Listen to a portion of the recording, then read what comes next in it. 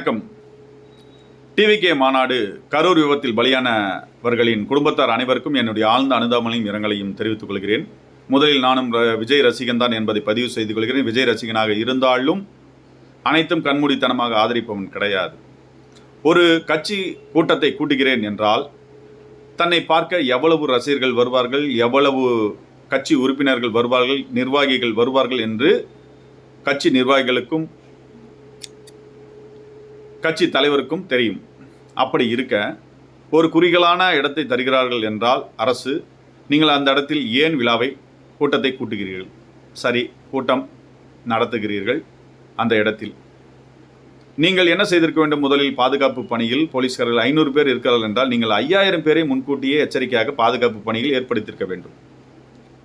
ஏனென்றால் போலீஸ்காரர்கள் கட்சி உறுப்பினர்களோ ரசிகர்களையோ அவர்கள் கட்டுப்படுத்தும் போது ஆளுங்கட்சியின் அராஜகம், சூழ்ச்சி, போலீஸ்காரர்களின் அராஜகம் என்று சொல்வீங்க.